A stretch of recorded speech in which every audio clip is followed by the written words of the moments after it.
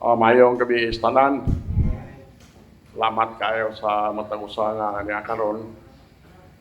Salamat ta kay nakapadayon ta sa atong pagsimba during Wednesday. So mao ta atong salamatan sa Ginoo. Salamat po ko nga maayong biyahe ni Jok gikan sa Manila ganiha. Abot siya mga buntag. So salamat kayo. So, di ta magdugay, atong basahon ni naa sa screen, mao ni atong ibasihan sa atong mensahe, pero ato lang basahon pagpadayon kanang 2 Samuel chapter 12 kay diha nato makita ang atong title sa atong mensahe. Kaya nindog ta? 2 Samuel chapter 11, verse 27, ready, read. And when the morning was past, David sent to fetch her to his house, and she became his wife, bearing a son. But the thing that David had done displeased the Lord.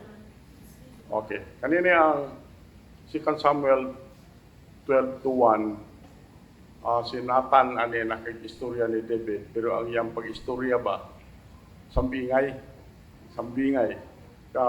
Makalingaw yun din siya atong yun din atong yun sabton siguro atong basahon ni 2 Samuel chapter 1 verse 1 kamay basa na ready read. And the Lord sent Nathan to David, and he came unto him and said unto him, There were 2 men in one city, the one rich and the other poor. Verse 2 go. The rich man had exceedingly flocks and herds, Verse 3 go. but the poor man had in safety unto the little land which he had to walk in one shop. And he grew up together with him and with his children. He ate of his own meat, and drank of his own milk, and lay in his bosom, and was unto him as a daughter. Verse 4 go. And there came traveler unto the rich man, whose spirit take of his own flock and of his own herd, and just of the wayfaring man that was come upon him. But took the poor man's lamb, and dressed it for the man that was come unto him. Verse 5 go. David's anger was greatly kindled against the man, and he said to Nathan, As the Lord liveth, the man that hath done these things shall surely die. Verse 6 go. And he shall restore the land fourfold, because he is his name, and because he hath no pity. Verse 7 go. And Nathan said to David, Thou art the man. Thus saith the Lord God of Israel, I am David, the king over Israel, and I deliver thee out of the hand of Saul. Okay, thank you mga ampot ha. Mahal na mo langit nun, buhi ng mga Diyos. Salamat sa imong pulong, salamat sa matag usa nga niya karon. Among pasalamatan ikaw amahan sa imong kaayo sa among kinabuhi, bisan sa pagpakaon nimo kanamo, bisan sa proteksyon amahan sa matag adlaw, kalinaw sa unahuna among kalipay. Salamat kay amahan. Kung dini kagabhion among ipangamoyo nga ikaw gyud magapadaliwala samtang kami magahisgot sa imong balaan nga pulong o akong ipangamoyo amahan abuga ang mga evil spirits pinagis dugo ni Jesus Christ. Mabunay kami Ginoo pililhon nimong dugo amahan kini imong ulipon nga walay kahibalo tagay igsusulti ang matag usa amahan tagay sayon kapag sabot ni imong mensahe. Kini among pagampo pangaliw po kanimo ang tanan ini amon ang gisalig sa mahal nga ngalan ni Jesus Christ among buktong personal nga manluwas. Amen. Okay, panikot ba? Atong sugdon diri sa 2 Samuel 11:27. Kani 2 Samuel 11:27 katapusan ning bersikulo sa 2 Samuel 11 kanang 27. Ingon diri. Ug sa diha ang pagsubo miagi si David mipadala o mipakuha kaniya ngadto sa iyang balay. Siguro nakahinomdom mo atong isang Merkulis, atong Wednesday, ang atong mensahe, continuation ni siya. Nahibalo man ta nga ato si Batsiba maoy ingon ta nga naibog kay si David ba? Oto iyahang dako kayong last. Unya kay dili man gyud mahimo niya nga tabon-tabunan niya iyang sala, ang bana in taon si Uriah, ipadalaan niyang sulat, ipadala dito ni Joab, mao'y commander-in-chief sa gira. Yung na dito sa sulat nga, dinhini i-assign si Uriah, diha gyud sa daghan kay mga isog kay kakontra. Diha ni siya kay aron mamatay ni siya. Siya gadala-dala sa sulat, gihatag ni Joab. Muli niya siya bingin. Then, patay mo ito siya, si Uriah, namatay siya. Dayon, adunay, sa ato pa dire, murag serbisyo ba? Serbisyo siyang kamatayon. Yun o sa diha nga ang pagsubo miagi, umana ang iyahang ang pagsubo. Si David mipadala og mipakuha kaniya ngadto sa iyang balay. So sibat-siba, ipakuha ni David dito, gidala sa iyang balay og siya nahimong iyang asawa. Gihimo gito iyang asawa. Og mipahimugso kaniya sa usa ka lalaking anak. Apan ang butang nga nahimo ni David nakapasilo sa pananaw sa Ginoo. Isud kayo Ginoo no bisag masilo ra no. Isud kayo. So mao ni ingon diri apan ang butang nga nahimo ni David nakapasilo sa Ginoo. Okay, so areta sa chapter 12. Ano siya? Mao ako giingon nimo nga kani si Nathan usa ni ka propeta. Then si David hari mao ni siya. Ug ang Ginoo mipadala ni Nathan ngadto ni David. Then ug siya miadto kaniya, ug si Nathan miadto dito ni David ug biingon ngadto kaniya. Mao na ni ang istorya nga istorya ni Nathan ni David isa. Dihay duha ka tawo diha sa usa ka syudad. Ang usa adunahan ug ang lain kabus. Verse 2. Ang adunahan may hilabihan kadaghan nga mga panon sa gagmayng mananap ug panon sa dagkong mananap. Verse 3. Apan ang kabos walay butang. Gawas sa usa ka gamay nga bayeng nating karnero. Bayeng nga nating karnero. Nga iyang gipalit og giatiman. Ug kini midako usab uban kaniya ug uban sa iyang mga anak. Kini mikaon sa iyang kaugalingon nga pagkaon. Sa pa og pagkaon siya mo salo pud to. Katong kuan ba karnero gamay. Kini mikaon sa iyang kaugalingon nga pagkaon og muinom gikan sa iyang kaugalingon nga kupa. Ug mag-inom siya na tubig ana so painom pud niya to. Panangga kay niya ba? Panangga kay sa. Og miinom gikan sa iyang kaugalingon nga kupa og naghigda sa iyang sabakan. Iyang pinangga ko kayo iyang yun iyang sabak-sabakon gani. Ya, og naghigda sa iyang sabakan og ngadto kaniya ingon sa usa ka babaeng anak. Ora na gyud na anak lagi hinuon niya. Pinangga ni ko kayo dayon ta verse 4. Ug dihay may abot nga usa ka pumapanaw stranger ba ngadto sa adunahang tao. Og siya milikay sa pagkuha sa iyang kaugalingon nga panon sa gagmayng mananap ug sa iyang kaugalingon nga dagkong mananap. Tihikay ba? Daghan kay mananap pero dili niya to mo ihawon. Dagko di gyapon. Aron sa pag-andam alang sa nagapanaw nga tao nga miabot ngadto kaniya. Tanawa. Apan mikuha sa nating karnero sa kabos. Katong murag anak na to sa atong kabos dia. Apan mikuha sa nating karnero sa kabos. Ug miandam niini alang sa tao nga miabot ngadto kaniya. Abi nimo si David nga naminaw suko siya. Yung sa tanawa verse 6, verse 5. Ug ang kasuko ni David nahaling sa hilabihan batok sa tao. Ug siya miingon ngadto si ni Nathan. Ingon nga ang Ginoo buhi ang tao nga makahimo nining butanga sa siguro mamatay. Muna ang ingon ni David, Suko kay sa atong tao. Verse 5, verse 6. Siya, ingon si David, ug iyang iuli ang nating karnero upat kapilo. Upat kapilo. Tungod kay siya mihimo nining butanga ug tungod kay siya walay kaluoy. Verse 7. Ug si Nathan miingon nga David, ikaw mao ang tao. Ikaw mao ang tao.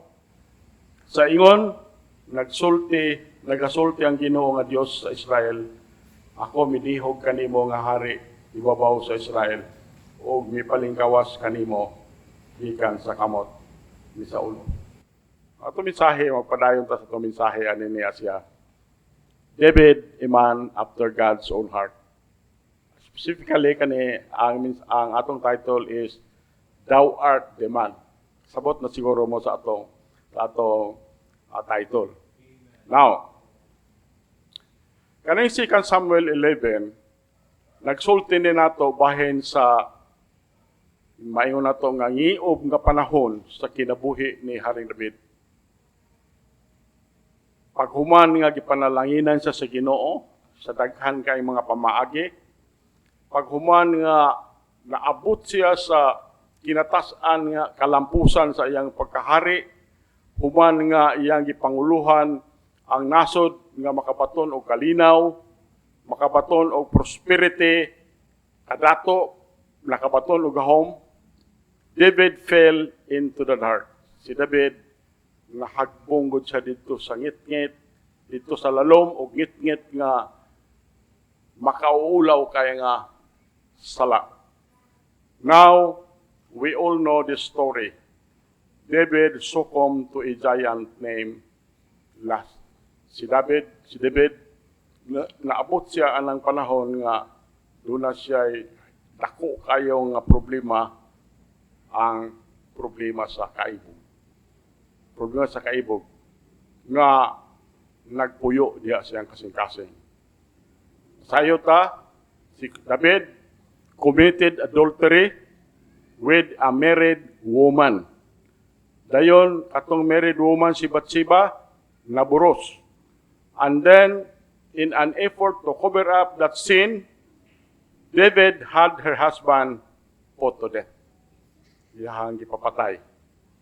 Chapter 11 closes with the scene of David hanging like a dark cloud over the life of the king and the nation.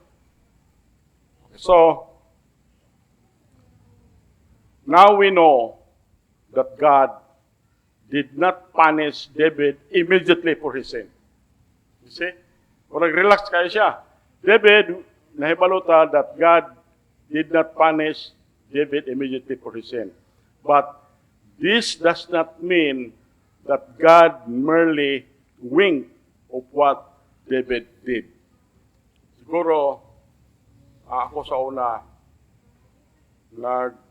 daghan kay kog mga pangutana ba sa akong una-huna sa Ginoo nga believer naman ko sa Ginoo, murag wala mo ko panalangin eh. Naghatag ko offering, religious ko naghatag o tithe, murag wala man joy panalangin ba. Pwede mo later on pasabot na ko sa Ginoo.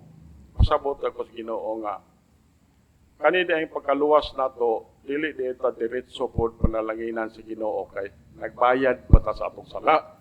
Ginoo, pirti man dikhala nato sala sa Ginoo. Nagbayad pa dai ta.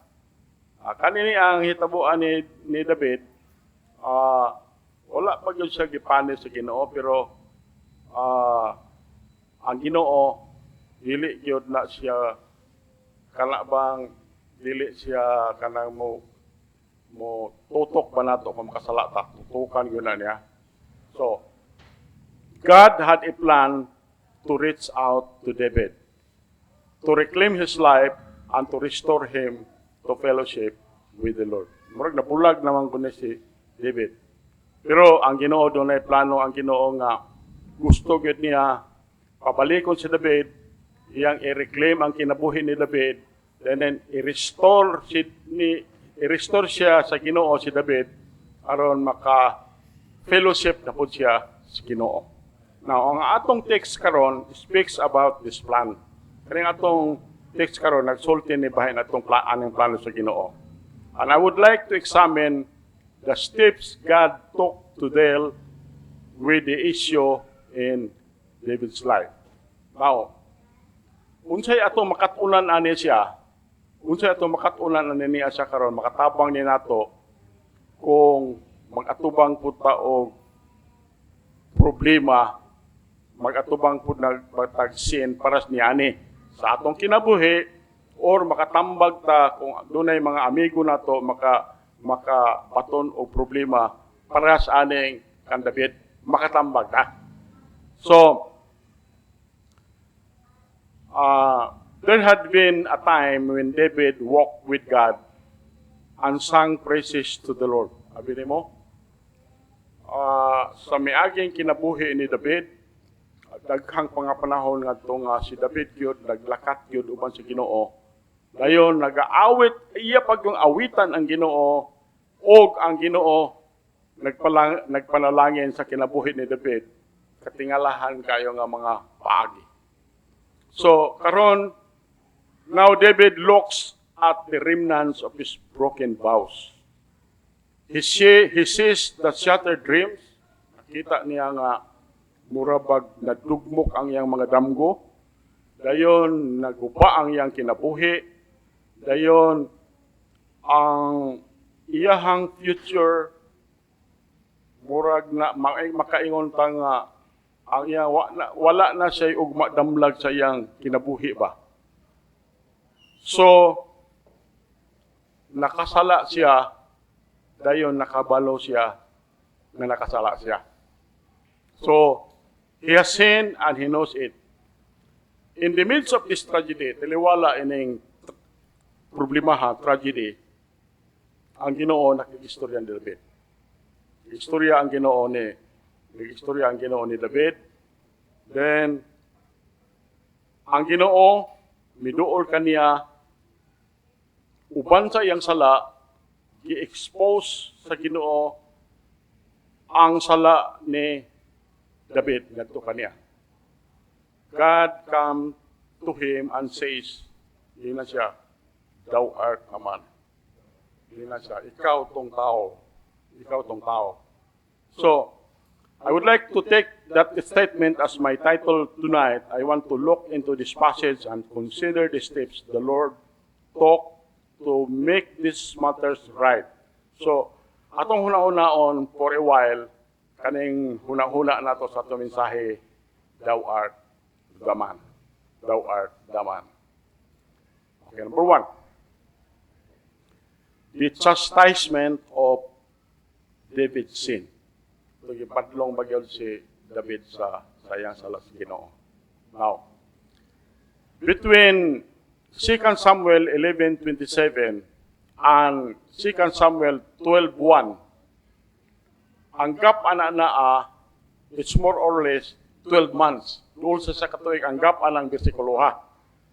So, 11:27, almost a year, maupod na ang verse nga 2 Samuel 12:1. Una iyang gap. Now, during that time, there is no mention of David's sin.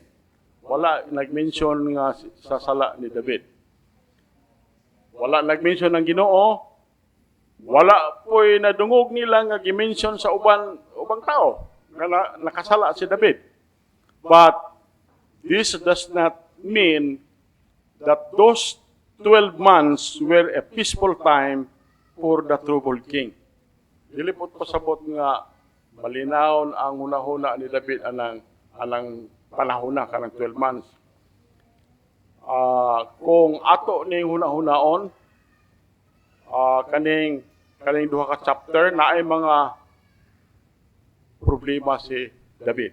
You see, sometimes what is not said speaks just as loud as what is said. Doon ay mga panahon ba nga wala na masulti pero mas makadungog ta ana kanang hitabua bisag wala gisulti mas usog na sa atong dalunggan. Ingon na ba? And the Lord sent Nathan unto David, ipadala si Nathan, at nagibasa kaniya atong David, and he came unto him and said unto him, there were two men in one city, the one rich and the other poor. Mao na atong ibasa kaniya. Okay, so, point A, it was a time of silence. It was a time of silence. For nearly a year, katunggap niya, sulod sa 12 ka bulan sa katuig, abi nimo, si David, iyag yung gitaguan ang iyahang sala dito sa iyang kasing-kasing. Gitaguan na David kept his sin hidden within his heart. There is no record of him telling anyone about. Wala record, bisag nabasa na to, nga nisulti siya, nga nakasala siya, or he knew what he had done. Si Bathsheba knew about the adultery. Si Bathsheba, nahibalo siya bahin sa iyang adultery. At least, can you imagine how the relationship suffered? Baka, huna-huna baka unsa ang pag-antos nila sa ilang relasyon. Every time David looked into her eyes, he saw the hurt and betrayed reflected back at him. Mauna ang nakita ni David ba? Pagtanaw siya ni Bathsheba sa iyang mga mata, kita niya ang sakit ba? Ang betrayal nga nahimo niya at sa bana ni Uriah. Every time their eyes met, guilt flashback. Matag panahon nga magtagbo ang ilang mga mata, dunay sala nga mo flashback and forth, taliwala nilang duha. There was no joy, wala sila'y kalipay, wala sila'y kalinaw. There was no anticipation over the birth of the baby, kay buros man si Bathsheba. There was only pain and guilt. Ato rin ko ni basahon kaning Psalm 51:3. Kamoy basa ng Psalm 51:3. Ready, read. Nung nag-ingon ni David sa iyang salmo, ingon siya, kay ako nag-ila sa akong kalapasan, ug ang akong sala, ana kanunay sa atubangan ko. Muna iyang gisulti ni David in the book of Psalm.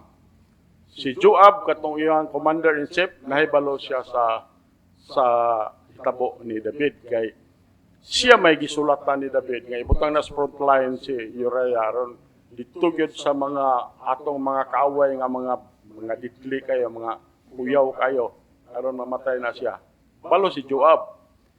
Ang ubang mga sulugoon ni David, nahibalo. Some of the servants knew. Worst of all, si David nahibalo siya. Nakasala siya. Then, si David nahibalo nga ang Ginoo nahibalo po sa iyang sala. So, mauna ang nahitabo, it was a time of silence. Now, natay notation din this is how it is for all of those who try to hide their sin in their silence. So, ingon ani kuno ang mga mahitabo at kadtong kinsa kalang taguan nato ang atong sala sa hilom. So, the Bible is clear about this matter. Ang Biblia, klaro kayo aning mga butanga. Kamo na ko ibasa na. Proverbs 28:13. Proverbs 28:13. Ready, read.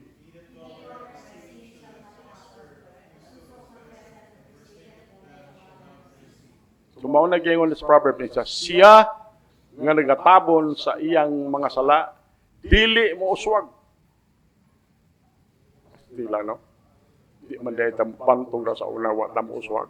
Sige lang, tagtabon-tabon sa itong sala. Siya nga nagatabon sa iyang mga sala, dili mo uswag. Apan, si bisan kinsa nga nagasugid o nagasalikway kanila, makabaton o kaluoy. Makabaton o kaluoy sa Ginoo. See? So, number 2, point B. It was a time of sorrow. Atong mga tuiga, it was a time of sorrow. murag atong masabtan nga it seems that this episode in David's life prompted him to write at least 2 different psalms. Tungod ani mga problema ha, nakasulat baya gyud si David og duha ka salmo. One of this is Psalm 32 and the other is Psalm 51. Ito na nabasahon ang parte na siya.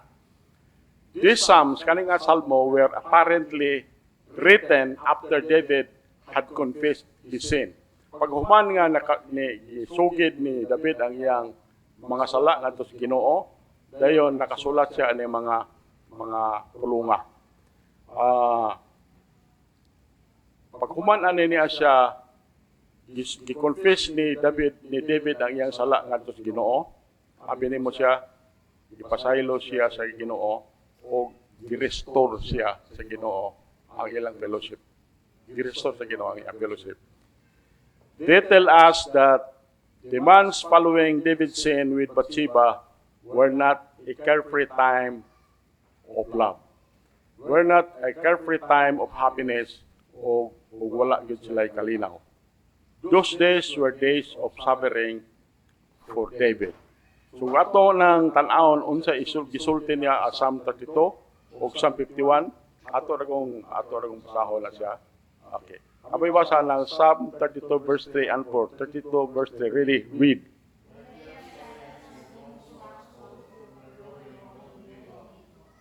Verse 4, go.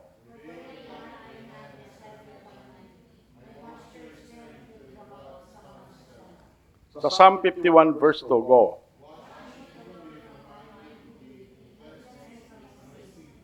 (51:3), go. So mao ni resulti ni David, ingon siya, sa diha nga ako nagpakahilom, ang akong mga bukog mianam sa pagkatigulang, pinaagi sa akong pag-agulo sa tibok adlaw. See? Verse 4, kay adlaw o gabi ang imong kamot mabugat nga hikanako, ang akong umog nahimong mala sa ting-init sila. Kalang sila sa tupa. Imong i-meditate ba huna-hunaon nimo. So, in Psalm 51:2, ingon dito, hugasi ako pag-ayo gikan sa akong kadautan. Ano gisulti ni David?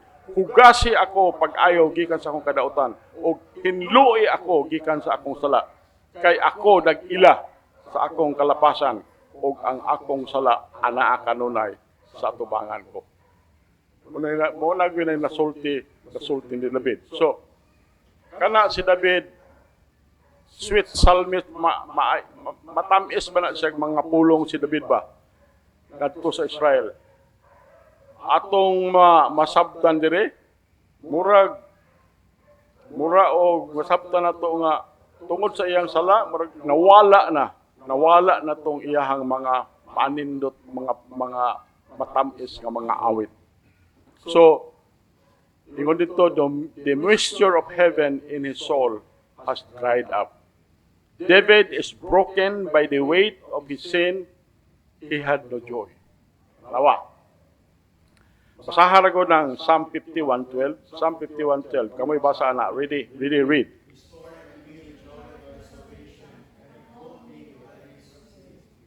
Okay, ingon dire. Ibalik kanhi kanako ang kalipay sa akong kaluwasan. O pabaruga ako pinaagi sa imong gawas nun nga espiritu. Okay. Mao ni siya ang usa man ni sa kaning verse, usa ni sa mga makasabot nga dunay assurance sa kaluwasan. For example, kita nga mga save, kung save ka, makasala mo kita. Makasala ta. Pagkasala nato, sabi nimo, dili mawala ang atong kaluwasan. Ang mawala nato kalipay sa kaluwasan. For example, pag na-save ka, anak ka sa Ginoo. Yun ang Bible. Nahimo kang anak sa Ginoo. Now, atong physical, ikaw na kay anak, ako na ko'y anak. kanang imong anak og posible makasala man na siya, makasala. Kay ingon siguro ka nga ikaw eskwela kog maayo ha. Aya pag uyab-uyab kay uyab-uyab ka di siya kakahumag eskwela. Dayon di ka makahumag eskwela, may na lang na makahumag kag eskwela kay makatabang ka gasto sa imong mga manghod. Sige pa, di ko mag-uyab-uyab, pastilan ka nakakita magwapo. Di nakauyab. Nahibalo man ang amahan. Kung sa nganong nga uyab-uyab man ka, di ba giingnan ka di mag-uyab-uyab. Saon manggod pa, ang gwapo manggod, agi bunalan sa iyang amahan. Pag bunal sa iyang amahan, naulaw, nalayas at sa Cebu. So ikaw na iya ka sa Cebu, iyang mong amahan, ay mong anak to adito sa Cebu. Mutana. Katong imong anak nga to sa Cebu, anak pa bagihapon to nimo. O di ba anak gyapon to nimo? So pag mag-ilis siya kaplido dito.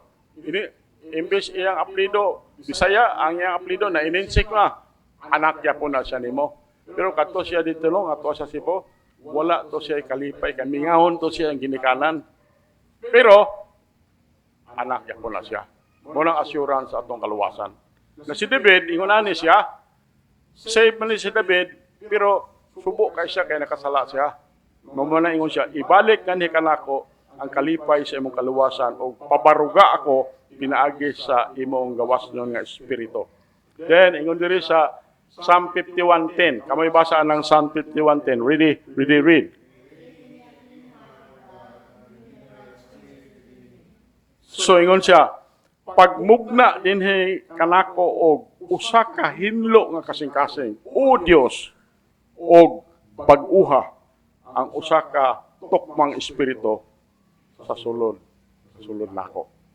So mao na iyang gingon. So si David was suffering under the chastisement of the Lord o nahibalo ni siya. Basahon na to, Proverbs 3:11-12. Kamoy basaan ng Proverbs 3:11-12. Verse 11, read.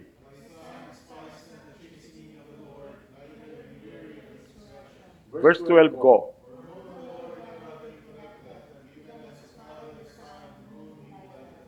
Muna kayo sa Proverbs.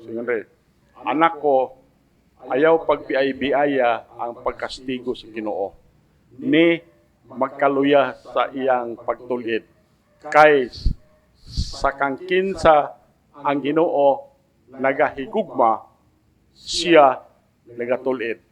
Bisan ingon sa usa ka amahan sa anak, diha sa kangkinsa siya nagakahimo. So mao na siya nga kitang mga anak sa Dios, dunay mga panahon nga makasala ta badlongon ta sa Ginoo. Kana motuman lang gyud ta sa mga mamaagi sa Ginoo. So, the guilt of David must have been unbearable. Di perti ko bugata to ang iyahang guilt, ang iyang sala. Muna ingon ta, it was a time of sorrow. It was a time of sorrow. Mao ni ang atong leksyon. Note, thus, it is for everyone who does not deal with their sins according to God's word. When we sin against the Lord, we can be sure of His chastisement. So, mauna na siya. Ato yun ang hinumduman na kung makasala ta, batok sa Ginoo, mag-expect na yun ta nga badlongon yun sa Ginoo. Badlongon sa Ginoo. So, ang pagbadlong, ang resulta sa tong sala, it may not come immediately, but it will come. It will come. So, mauna ang iyang promise, maman ay saad si Ginoo God. Revelation 3:19, kamo gani basa na. Ready, read.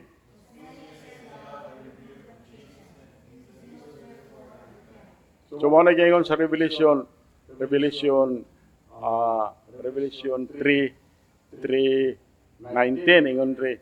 ingon sa kadaghan sa akong gihigugma, akong badlungon, og kastiguhon, busa pagmasibuton o paghinulsol. Mao na giingon in the book of, mao na giingon ni John, siya magasulat na lang siya. Bisan gani sa si Paul, mao na gisulti ni Paul, ingon siya. Okay. Hebrews 12, taas ni, kamoy basa ng verse 6. Ready, read.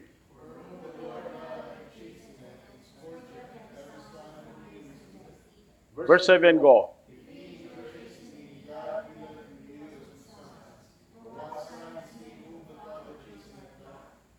Verse 8, go.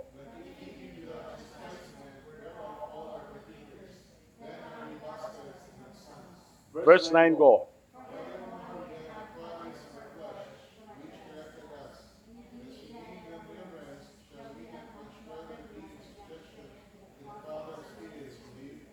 Okay. Ingon dire. Kay kinsa ang ginahigugma sa Ginoo, iyang ginakastigo. See? Kay kinsa ang ginahigugma sa Ginoo, iyang ginakastigo. O ginalatigo ang matag anak nga sa kang kinsa siya nagadawat. Verse 7. Kung kamo makalahutay sa pagkastigo, ang Dios nagatagad uban kaninyo sama sa mga anak. Kay unsa ba siya nga pagkaanak kinsa sa amahan wala gikastigo? Apan kung kamo walay pagkastigo nga niini ang tanan o maambit ngan kamo mga bastardo, anak gawas o dili mga anak.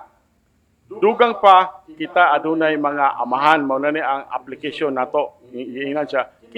Dugang pa kita adunay mga amahan sa atong unod nga nagtul-id kanato o kita mihatag kanila sa pagtahod. Dili ba kita mas magpasakop hinuon sa amahan sama sa amahan sa mga espiritu o mabuhi? Padayon ta. Verse 10, kamoy basa. Ready, read.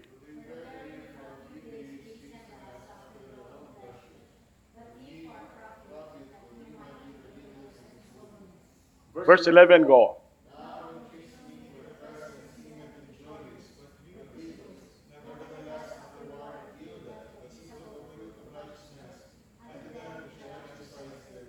Verse 12, go. Thank you. Ingon dire. Kay sila sa pagkatinuod, sa jutay nga mga adlaw, nagkastigo kanato, sumala sa ilang kaugalingong kahimot. Apan siya alang sa atong kaayuhan. Apan kita, aron kita makahimo nga umaambit sa iyang pagkabalaan. Verse 11. Karon, walay pagkastigo alang sa karon nga panahon nga ikalipay. Apan makapasubo. Apan, bisan pa sa pagkatapos niini, kini magdala sa malinawon nga bunga sa pagkamatarong ngadto kanila nga nabansay pinaagi niini. Verse 12.